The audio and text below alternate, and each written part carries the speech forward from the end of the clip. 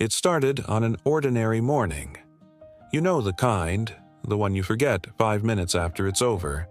A gray sky, coffee that's just a little too cold, and that soft, familiar click of paws following you down the hallway.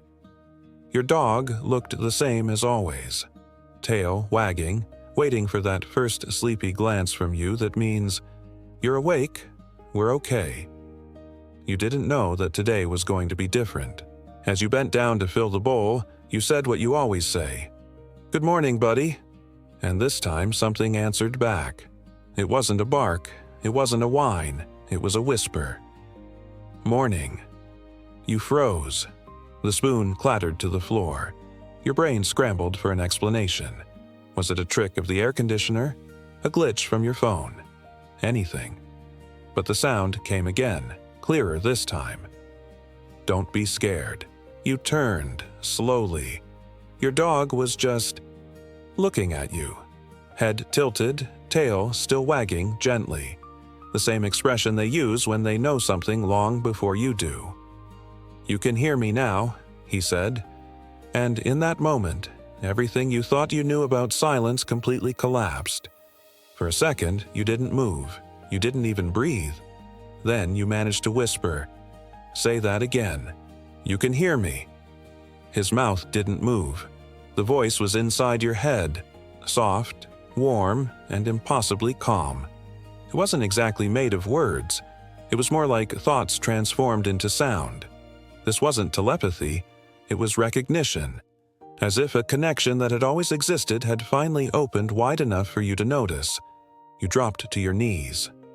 He stepped forward, pressed his forehead to yours, and said the words that broke you. "I was worried you'd forget my voice." The rest of the day felt unreal. Every sound in the house seemed sharper, lighter. He followed you everywhere, just like always. But now, every glance meant something. You missed breakfast. You shouldn't skip that call. You're sad again. He didn't gossip, he didn't lecture, he just knew. At one point, you laughed out loud, a real belly laugh, because he kept saying these small, ordinary things.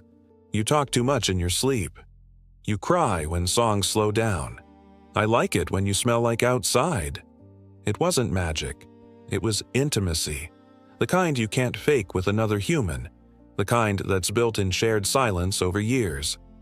That night, lying in bed, you finally asked the only question that truly mattered. How long have you understood me?" He hesitated for a moment. "Always." And the next question hurt even more. "Then why didn't you ever talk before?" "Because you weren't ready to listen." You didn't sleep much after that. You just kept staring at him in the dark, realizing that every tail wag, every soft sigh, every quiet look across the room over the years, each one was a sentence you never learned to read.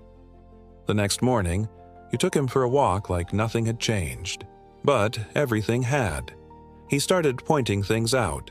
He showed you smells you couldn't possibly imagine, explained why he always stopped at certain corners, and revealed why he barked at that one specific mailbox every single day.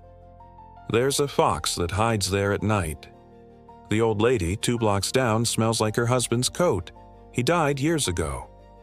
The air hurts when cars go too fast. You found yourself listening to the world through his senses. Colors suddenly had texture. The wind had weight. Time itself had a scent. And for the first time in your life, you truly understood what it meant to live in the moment. Because he was the moment. Days passed like this, conversations turning to memories. He told you about the very first time you brought him home. "You were so nervous," he said. "You thought I didn't like you. But I did. I just didn't know if you'd stay." He remembered your worst nights, the ones you thought you had hidden so well. The tears, the crushing silence, the days you couldn't get out of bed. "You didn't say a word," he recalled, "but you smelled like the sky right before it rains. I knew you'd come back." Every confession felt like forgiveness. Every shared memory was proof that love doesn't need language to exist. It becomes it. But then you started noticing something strange. He only spoke when you were completely alone.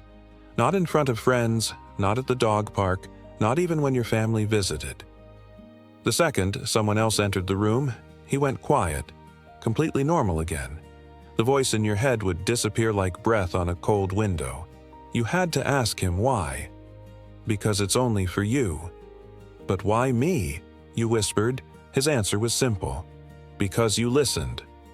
There was no technology, no magic implant, no special translator collar.